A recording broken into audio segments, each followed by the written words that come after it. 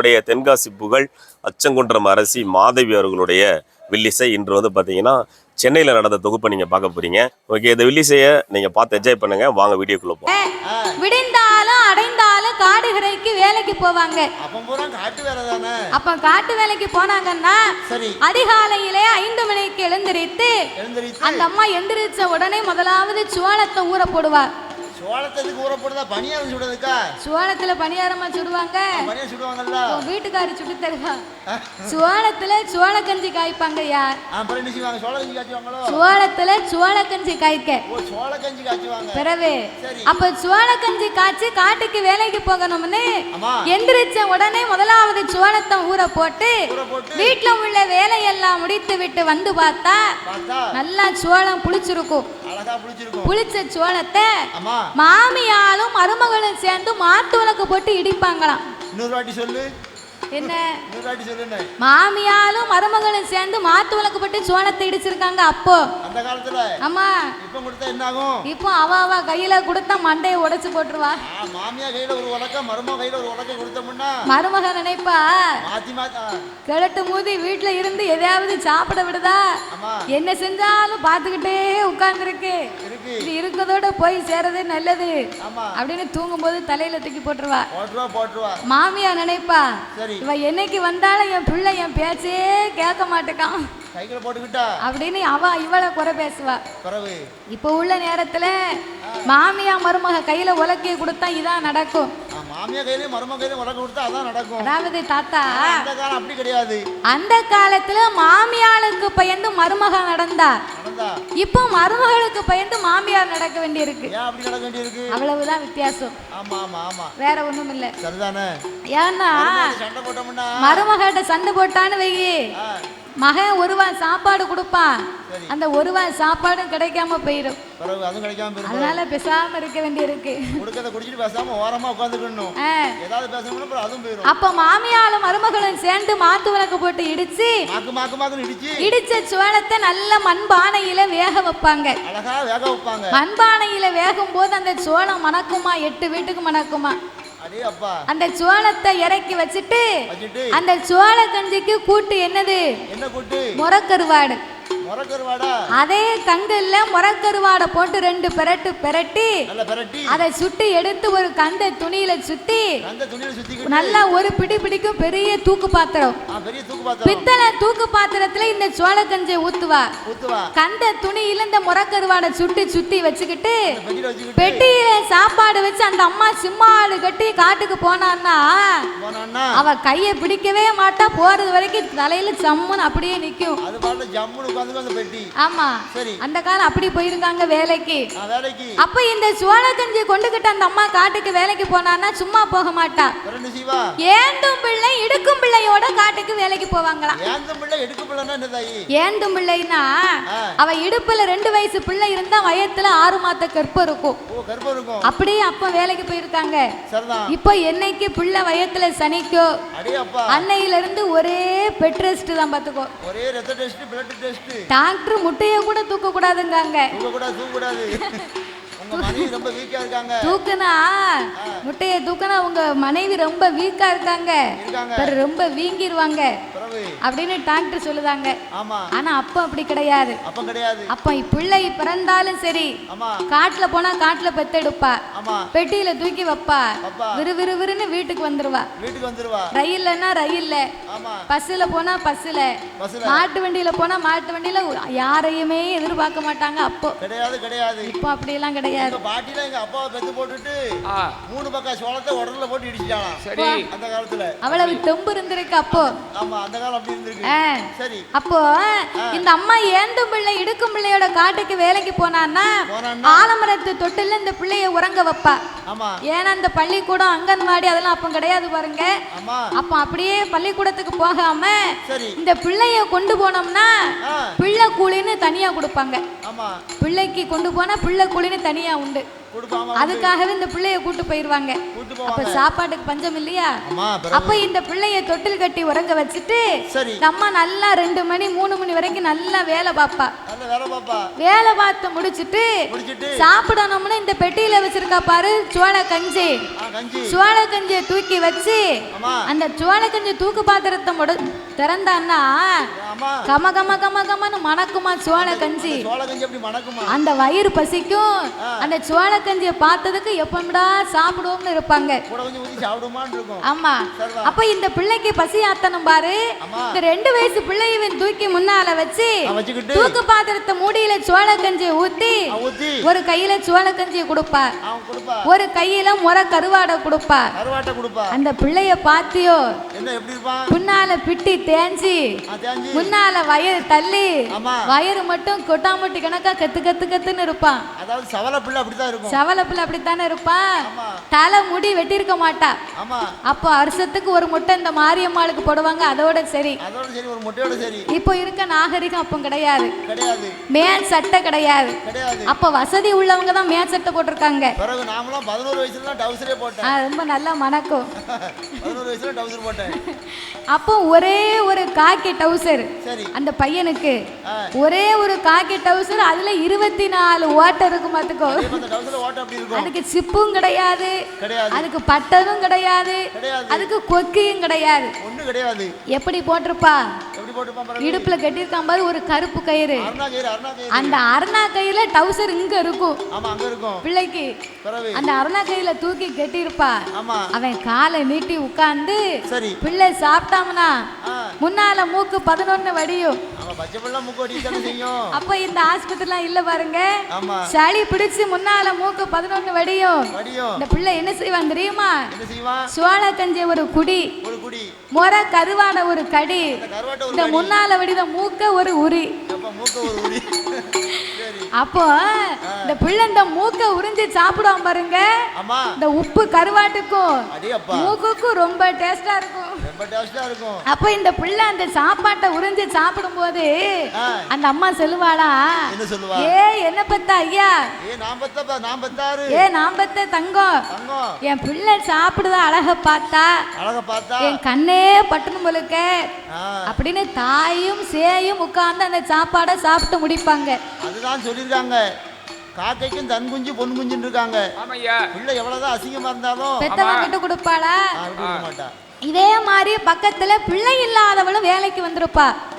அப்ப அந்த அம்மா நினைப்பாளா, நமக்கு இப்படி ஒரு பிள்ளை இருந்தா நம்ம பார்த்து ரசிக்கலாமே அப்படின்னு கொண்டு வந்த சாப்பாட்டை வாய்க்கால தட்டிட்டு 2 கையை தண்ணி அள்ளி குடிச்சிட்டு காத்து வாத்துல புலம்பிக்கிட்டே வீட்டுக்கு போவாளாம். அதத்தான் நாகக்கண்ணி சொன்னா, பிள்ளை இல்லா சாதமாது இல்லா சாதமாது புழுவாயிருக்குதையோ மதலை இல்லா சாதமாது மருந்து போல இருக்குதையோ குழந்தை இல்லா சாதமாது குழந்தை இல்லா சாதமாது எனக்கு குப்பையாக தோணுதையோ மன்னவா குப்பையாக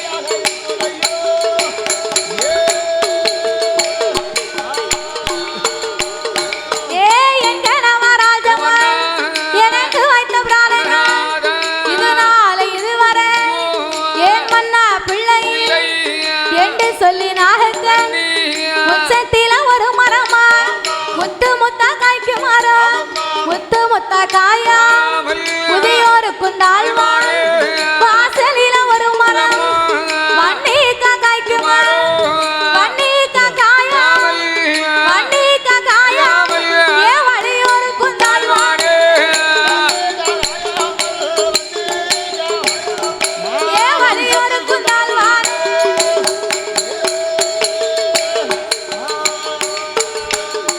ஏ சாலையில ஒரு மரம் சாதிக்கா காய்க்கு மரம் சாதிக்கா காயா சரத்திலையும் தாழ்வான் ஏ மன்னா நாகராஜா முச்சத்தில் ஒரு மரம் முத்து முத்தாக காய்க்கும் மரம் முத்து முத்தாக காயாமல் முதியோருக்கும் தாழ்வாகிவிட்டேன் நான் காய்க்கும் காலத்திலே காயாமல் போனேன் பூக்கும் காலத்திலே நான் பூவாமல் போனேனே மன்னா.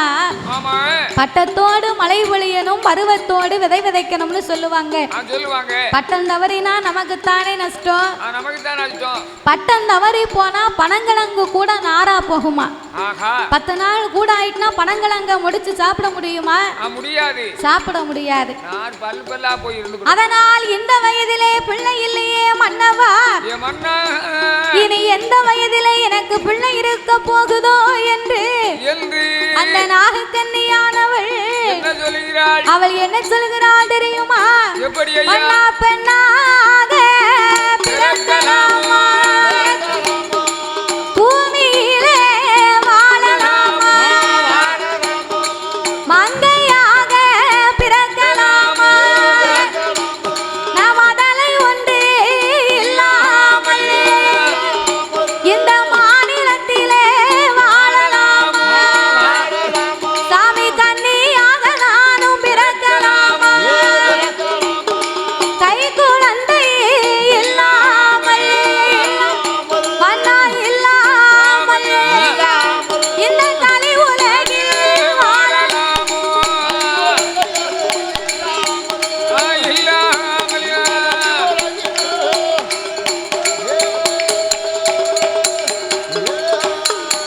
மன்னா இருந்தாலும் இழப்பமையா, நான் இறந்து போனாலும் குற்றம் இல்லை, நான் வாழ்ந்தாலும் இழப்பமையா, மலடி என்று பேரெடுத்து நான் பேரெடுத்து நான் மாண்டு போனாலும் குற்றம் இல்லை. மனைவி என்று பேரெடுத்து நாடு போனாலும் குத்தமில்லை. நான் பெண்ணா பிறக்கலாமா, பூமியிலே வாழலாமா, மங்கையா பிறக்கலாமா, மதலை இல்லாமல் நான் மாநிலத்திலே வாழலாமா மன்னா.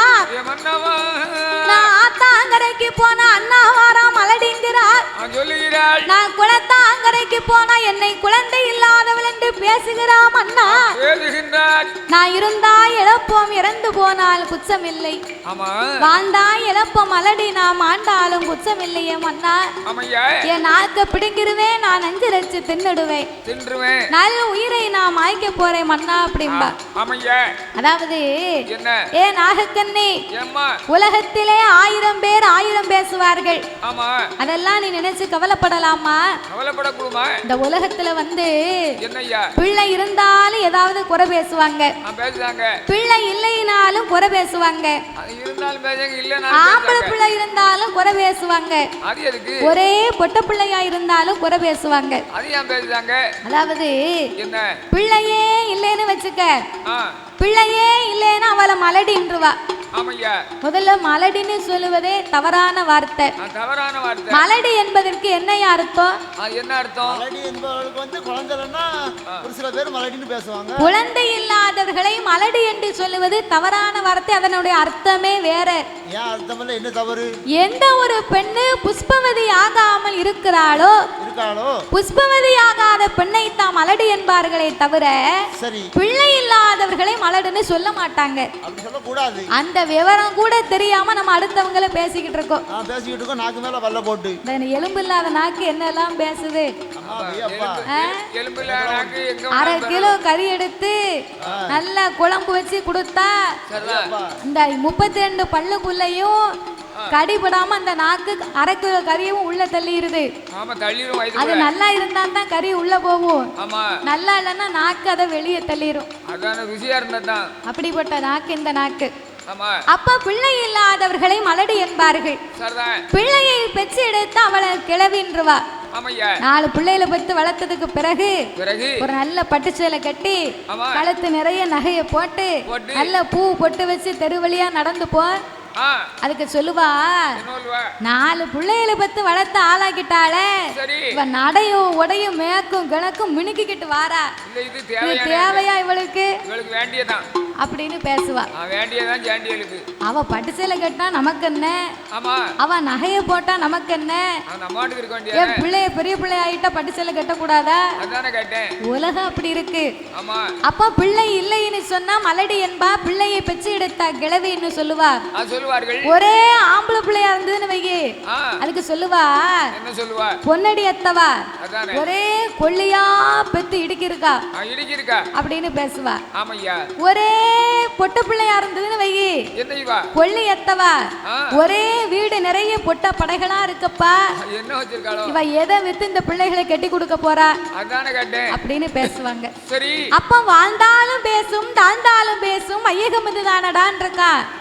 அதனால 1000 பேர் 1000 சொன்னாலும் பரவாயில்லை, இறைவன் நாமளுக்கு கொடுப்ப நினைப்பதை மனிதனால் ஒருபோதும் தடுக்க முடியாதம்மா. நீ ஒன்னும் கவலைப்படாத. தீராத வினைக்கெல்லாம் தெய்வமே துணை என்று சொல்லுவார்கள். நம்மள மாதிரி திக்கச்சவர்களுக்கும் தெய்வமே துணை இருக்கும்.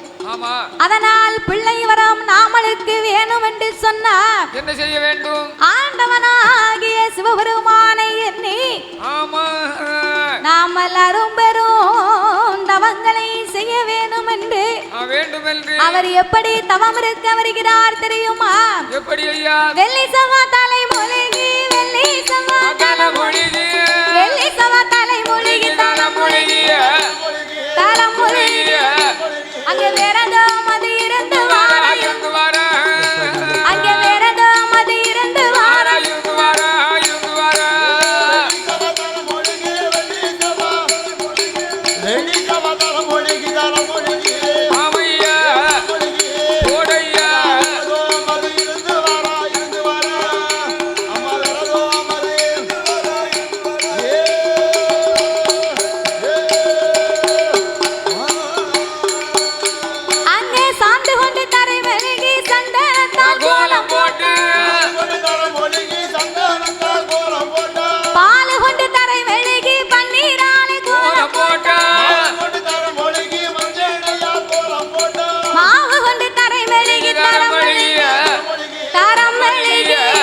அவர் மஞ்சளால கோலம் போட்டார், அவர் மஞ்சளால கோலம் போட்டார்,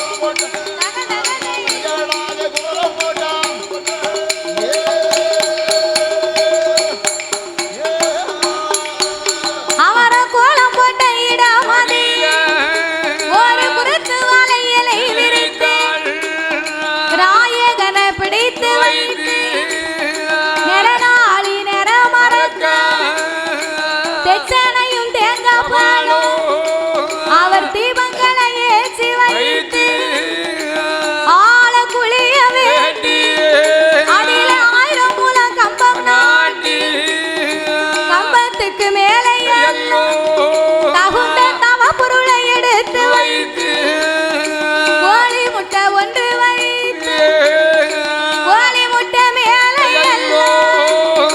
கோழி முட்டை மேலே அவன் கொண்டு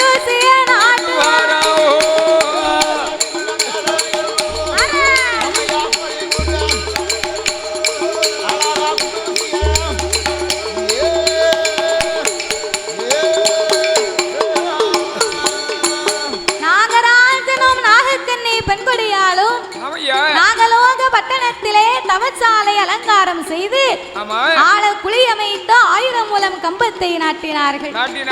கம்பத்திற்கு மேலே தகுந்த தவ பொருட்களை எடுத்து வைத்தார்கள். கடைசியாகவே கோழி முட்டை வைத்து ஒரு குண்டு ஊசியை நாட்டி ஊசி முனையின் மேல் நாகராஜனும் நாகக்கன்னியும் தன்னுடைய நாவை ஊன்றி தலை கீழாக நின்று கொண்டு இறைவனாகிய சிவபெருமானை எண்ணிக்கொண்டு ஒரு நாள் அல்ல 2 நாள் அல்ல, ஒரு வாரம் அல்ல 2 வாரம் அல்ல, ஈராறு 12 வருடங்களாகவே இறைவனை எண்ணியே தவம் இருந்தார்கள். அவர் உண்ணாமல் உறங்காமல் உடையவனை மறக்காமல் அரகரா சிவசிவா அண்ணாமலை நாதா என் உண்ணாமலை பாதகா அநாதை ரட்சகா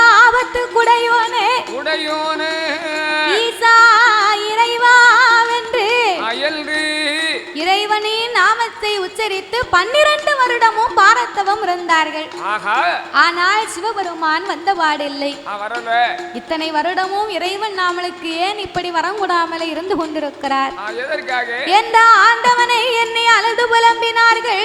எப்படி ஐயா? ஆண்டவனே பகவானே சம்போ சங்கர, ஆண்டவனே பகவானே சம்போ சங்கர, சிவ சம்போ சங்கர, அடியார் செய்யும் தவத்தை பாரு சம்போ சங்கர, அடியார் செய்யும் தவத்தை பாரு சம்போ சங்கர, பகவானே சம்போ சங்கர,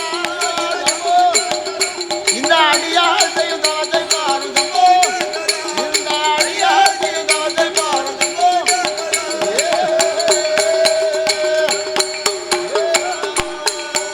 சாமி படியலக்கும் படியலக்கும் படியலக்கும் பரம்பொருளே சம்போ சங்கர, சம்போ சங்கர, மாலர் செய்யும் தவத்தை பாரு சம்போ சங்கர, இந்த மாலர் செய்யும் தவத்தை பாரு சம்போ சங்கர,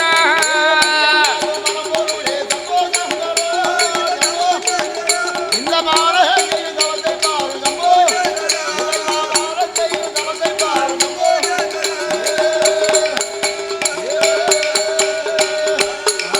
சாமி என்ன குற்றம் என்ன குற்றம் என்ன குற்றம் செய்துட்டேனோ சம்போ சங்கர, சம்போ சங்கர, பாராமல் இருப்பதே சம்போ சங்கர, என்னை பாராமல் இருப்பதே சம்போ சங்கர,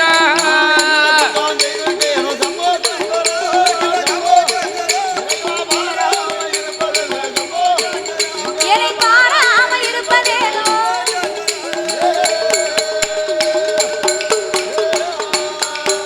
அவர்கள் தவம் இருந்து வாரபோது ஆடாதே கைலாசம் அங்கே ஆடுதையா செய்யுதையா ஏன் அகலாதே கைலாசம் ஆதி கைலாசம் ஆதி நகண்டு மெல்லே ஆடுதையா, கைலாசோ,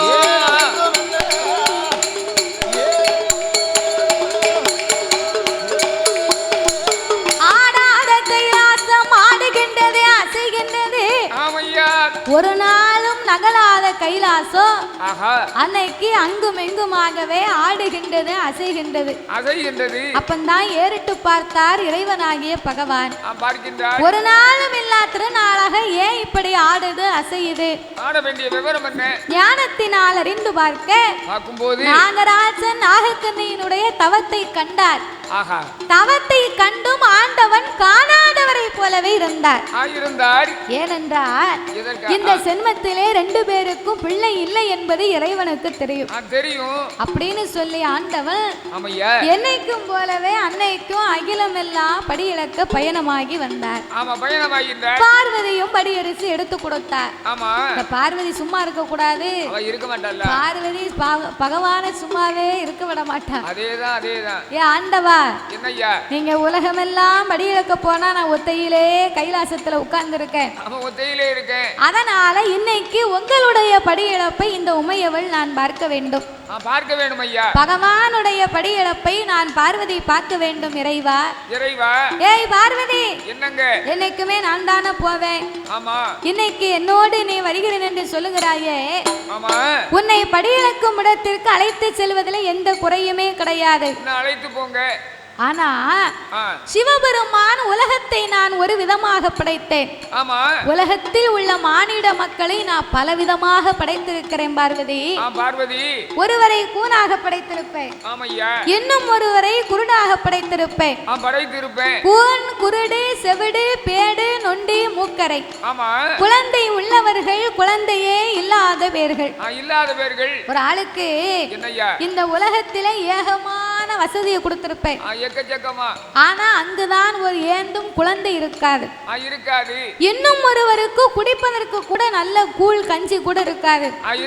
அவங்களுக்கு ஒரு கோட்டை பொட்டப்புள்ள கொடுத்திருப்பேன். ஒரு கோட்டனா எத்தனையோ? 21. அந்த காலத்துல இப்போ இருக்கிற மாதிரி 1 2 3 அப்பம் கிடையாது. எப்படியோ அப்போ 5 10 15 17 20 21 வரைக்கும் பிள்ளை பெற்று எடுத்தாங்களாம். 21 பிள்ளை வரைக்கும் ஏன் பெற்று எடுத்தார்களேயானா அந்த காலத்திலே பிள்ளைகளை தான் பெரிய சொத்தா நினைச்சாங்க பெரியவங்க. ஆமையா பிள்ளை வளர்ந்து அப்பாவை பார்த்து கேட்பானா, எப்படி இவ்வளவு பிள்ளைகளை பத்தி எங்களை வளர்த்து போட்டிருக்கிய, ஆமா நீ உனக்கு சாவு போற நாளாயி போச்சு, சரி எங்களுக்குன்னு என்னத்தப்பா நீ சேர்த்து வச்சிருக்க, என்னது வச்சிருக்கியப்பா அப்படின்னு அந்த பிள்ளை கேட்டா அதுக்கு இந்த அப்பா சொல்லுவாரா, என்ன சொல்லுவார், உங்களை தாண்டா 10 பிள்ளைகளை பத்து வளர்த்து ஆளாக்கி உங்களை தான் சொத்தா சேர்த்து வச்சிருக்கேன், ஆமா எனக்கு வேற என்ன சொத்து வேணும் அப்படிம்பாரா. ஆமா அப்படின்னு சொன்ன உடனே அந்த பிள்ளைகளுக்கு வர சந்தோஷத்தை பாப்பீங்க. பிறகு ஏன் கேட்க நம்ம அப்பா நம்மள சொத்தால சேர்த்து வச்சிருக்காரு அப்படின்னு நினைப்பாங்க. ஆமையா அந்த காலத்துல வந்து பெரியவங்க 10 பிள்ளைகளை பத்தி கட்டி கொடுத்து இனப்பந்தமா கூடி வாழணும்னு ஆசைப்பட்டாங்க. ஆமா ஆனா இப்போ அப்படி கிடையாது. அந்த ஜோலி இல்ல. இப்ப வீட்டுக்கு வரக்கூடிய மருமகா, என்ன இவா வீட்டுக்கு வரக்கூடிய மாவாட்டி, மாவாட்டியா மருமகா அப்படி ஓரமா சொல்லு, அவ வந்தா தான் நல்ல மாவாட்டி தோசை சுட்டு கொடுப்பா. சரி இருக்கட்டும். அப்ப வீட்டுக்கு வரக்கூடிய மாவாட்டி ஆமா வீட்டுக்கு வரும்போதே மாமியா இல்லாத மாப்பிள்ளை வேணும்னு கேட்கா. ஆஹா மாமியா இல்லாத மாப்பிள்ளைன்னா வானத்துல இருந்து பொத்துனா விழுவாரு. அவன் பொத்துனா விழுந்தாரு.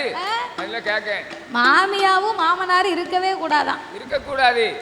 அது மட்டுமல்ல வரும்போதே கேஸ் அடுப்பு கொண்டு வரா. சரி அத்தை நான் கீழே வீட்டுல இருந்துக்கிடுவேன், நீங்க மேல வீட்டுல இருங்க, மேல வீட்டுல இருந்துக்கோங்க அப்படிங்க. ஆமா உன்னையும் நான் கட்டிட்டு வந்த போது மனுஷன இப்போ அப்படி இருக்கானா. அப்போ எல்லாரும் ஒற்றுமையா ஒரு குடும்பத்துல அவ்வளவு பேர் இருப்பாங்களாம். அதேதான். ஒருவேளை சாப்பாடு பொங்கினா பெரிய பானைக்கு பொங்கினா தான் சாப்பாடு காணுமா. அதானே கேட்டேன். அந்த காலம் அப்படி இருந்திருக்காங்க.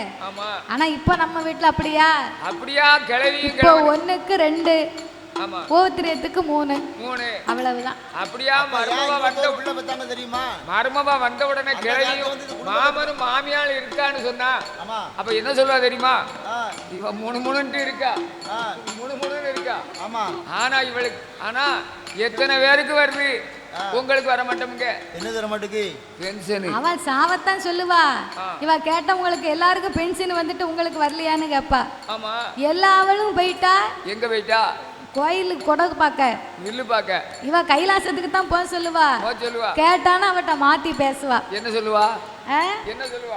எல்லாரும் கோயிலுக்கு போயிட்டா நீ போகலையான்னு கேப்பா. ஆமா அப்படி. அது சரி. அப்போ அந்த காலத்துல நான் இப்படி எல்லாம் பிள்ளைகளை படைத்திருப்பேன் பார்வதி. ஆமா நீ பெண்ணாக பிறந்தவள் ஏழை மனம் கொண்டவா. ஆமா அவங்களுக்கு என்ன ஆச்சு, சரி இவங்களுக்கு என்ன ஆச்சு, என்ன ஆச்சு, அம்மா ஏன் இப்படி இருக்காங்க அப்படின்னு உன் வாயை வச்சுக்கிட்டு நீ சும்மாவே இருக்க மாட்ட. ஆமா முணுமுணு முணுமுணுன்னு பேசுற. நீ கைலாசத்துல இரு, ஆண்டவன் நான் போய் படி இழந்து விட்டு வரேன். ஆண்டவா உங்க கூட வரும்போது நான் ஒரு வார்த்தை கூட பேச மாட்டேன், கண்டிப்பா நான் வரப்போறேன். சரி அம்மா, என்னோடு உன்னை நான் அழைத்து போகிறேன். சரி ஆனா ஒண்ணு, என்ன? உங்க அண்ணனாகிய கோபால கண்ணை மேல சத்தியமா படியிழந்து முடிக்க வரைக்கும் வாயை திறக்க மாட்டேன், மறுவார்த்தை பேச மாட்டேன்னு சத்தியம் பண்ணி கொடுத்தா என் கூட நீ வா அப்படின்னு ஆண்டவன் சொன்ன உடனே இவ்வளவுதானா? அப்பலே சொல்லியிருந்தா நம்ம போயிட்டு இதுக்குள்ள வீட்டுக்கு வந்திருக்கலாம். எங்க அண்ணன் கோபால கண்ணை மேல சத்தியமா படி இழந்து முடிக்க வரைக்கும் நான் வாயை திறக்க மாட்டேன், மறுவார்த்தை பேச மாட்டேன் அப்படின்னு பார்வதி ஆணையிட்டு கொடுத்தா. வா போட்டு சட்டத்தை வாங்கினா. பகவானும் பார்வதா தேவியும் அவர் எப்படி விடியிறக்க வருகின்றார், நாளை நல்ல தினையே கொண்டு நாடு எங்கோ வருவாரா, உரிய நல்ல தினையே கொண்டு உலகம் எல்லாம் வருவாரா, மறக்க நல்ல தினையே கொண்டு தினைய கொண்டு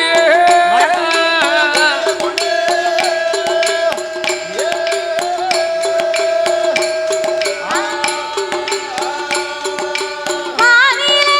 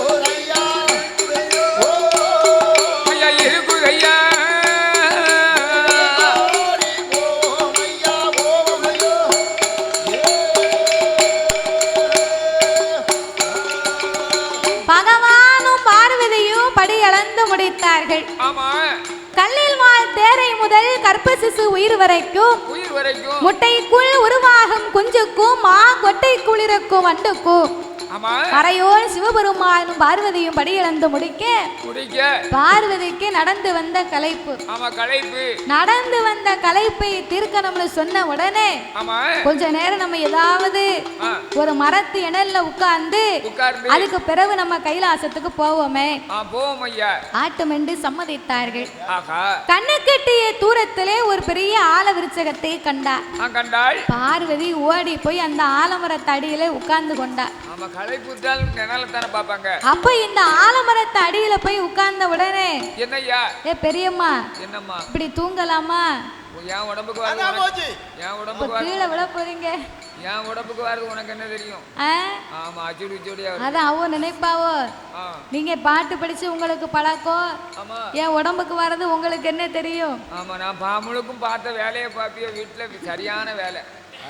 அதாவது தூங்குறவங்கள நம்ம தவறா சொல்லக்கூடாது. கண்ணை முடிச்சுக்கிட்டே இருக்கவங்க கூட கதையை விட்டுருவாங்க. கண்ணை மூடிக்கிட்டு இருக்காங்க பாத்தியா, தூங்குச்சு பாத்தியா அந்த பெரியம்மா, அவங்கள மாதிரி கண்ணை மூடிக்கிட்டே இருக்கவங்க கதையை கவனமா கேட்பாங்களாம். தாத்தா இப்ப எல்லாரும் உட்கார்ந்து இருக்காங்கன்னு வச்சுக்கயே, நம்மளுடைய நிகழ்ச்சி இப்ப நடந்து கொண்டே இருக்கு. நம்ம 6 பேரை பார்க்கத்தான் இவங்க எல்லாருமே வந்திருக்காங்க. அப்ப உன்னைய பாப்பாங்க, தாத்தாவை பாப்பாங்க, என்னைய பாப்பாங்க. அப்ப பார்க்கும்போது அவங்கவங்க மனசுல அவங்கவங்க ஏதாவது ஒண்ணு நினைப்பாங்க. உன்னைய பார்த்தா ஒண்ணு நினைப்பாங்க. என்னைய பார்த்தா பாவம் என்ன நினைக்க போறாங்க? என்ன இந்த கொடாடிக்கு தம்பிக்கு 17 வயசு இருக்குமா? இந்த கொடாடிக்கு தொம்பிக்கு 17 வயசா அப்படின்னு நினைப்பாங்க. பரவாயில்ல, கொடாடிக்கு தொம்பிக்கு 17 வயசா? பக்கத்துல உள்ள ஒரு ஆள் சொல்லுவாங்க, சும்மா இருந்தா அந்த பையனுக்கு 14 வயசு தான் இருக்கும் அப்படின்னா. அப்படியா? அதான் கெட்டு கிடக்க கேட்ல 8 கோட்டை சிறுப்பானியா என்னமோ சொன்ன கதையில எலியில் அவுக்க கேட்டுச்சா சபையில. நீ இருக்க இருப்புல உனக்கு 17 வயசா இருக்க வேண்டிய. அப்போ உன்னைய பார்த்தா ஒண்ணு நினைப்பாங்க, தாத்தாவை பார்க்கும்போது ஒண்ணு நினைப்பாங்க. தாத்தாவை பார்க்கும்போது என்ன நினைப்பாங்க? என்ன தாத்தாவுக்கு 95 வயசு இருக்குமே, ஆனாலும் உனக்கு இந்த வஞ்சகம் இருக்க கூடாது. அவருக்கு வயசு குறையணுமா, எனக்கு வயசு மேல 95 வரணுமா? என்னையா நியாயம்? அப்போ உங்களை பார்த்தா உன்னை நினைப்பாங்க, என்னைய பார்க்கும்போது தாய்மார்கள் நினைப்பாங்க. தாய்மார்கள்னா இங்க இருக்கிறவங்களை பத்தி எனக்கு என்னன்னு தெரியல, பொதுவா நம்மள மாதிரி பெண்களா எடுத்துக்கிட்டோம்னு சொன்னா பார்க்கும்போது நினைப்பாங்க, இந்த பிள்ளை இந்த சேலை எங்க எடுத்திருக்கோம் அப்படின்னு இந்த தாய்மார்லாம் நினைப்பாங்க. சில பேர் நினைப்பாங்க, இந்த பிள்ளை போட்டிருக்கிறது கவரிங்கா இருக்குமா இல்ல தங்கமா இருக்குமா தெரியலையே, உரசி பார்த்தா தான் தெரியும். இப்படி எல்லாம் நினைச்சுக்கிட்டு இருப்பாங்க.